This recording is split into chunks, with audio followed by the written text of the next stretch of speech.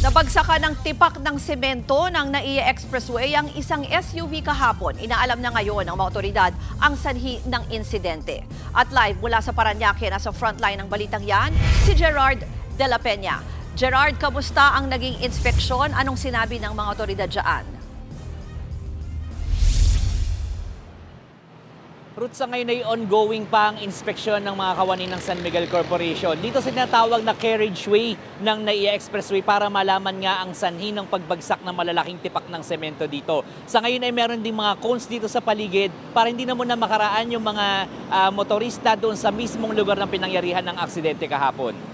Banang alas 12 nga ng tanghali nang dumaan ng isang SUV dito sa westbound lane ng NAIA Road sa mismong ilalim nitong NAIA Expressway. Nabagsakan ng semento ang hood at salamin ng SUV. Himala namang bukol sa ulo at sugat sa kamay lang ang tinamo na nagmamaneho ng sasakyan. Nabigyan naman ito ng paunang lunas pero dinala rin ito agad sa ospital kahapon. Matapos ng 2 oras ay nailabas na rin ang motorista mula sa pagamutan. Nagsagawa rin ng Traffic and Parking Management Office ng Parañaque ng pag-iinspeksyon dito kahapon. Ruth, ayon sa San Miguel Corporation ay isolated case ito nangyari pero nakikipag-ugnayan na rin daw sila sa mga otoridad at sa pamilya ng motorista para makapagbigay ng karapatang tulong. Ruth.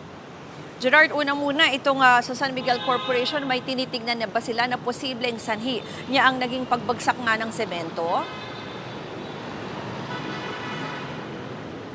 Ruth, sa ngayon wala pang findings yung investigasyon ng San Miguel Corporation pero sa ngayon ay ongoing pa itong inspeksyon para malaman nga itong sanhi nito at hindi na maulit itong aksidente. At sa ngayon kung nakikita nyo dito sa aking likuran ay maayos naman nakakaraan yung mga motorista dito sa paligid.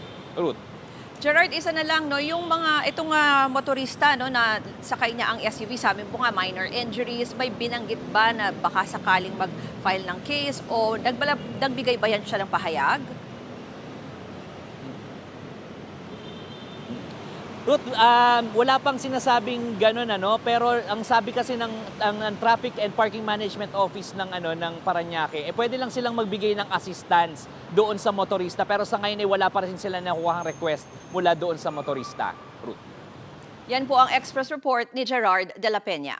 Mga kapatid, ako po si Ruth Cabal. Maging maalam at may pakialam sa mga may init at rumaratsadang balita sa Frontline Express. Para maging updated sa balitaan, mag-subscribe lang sa social media pages ng News 5.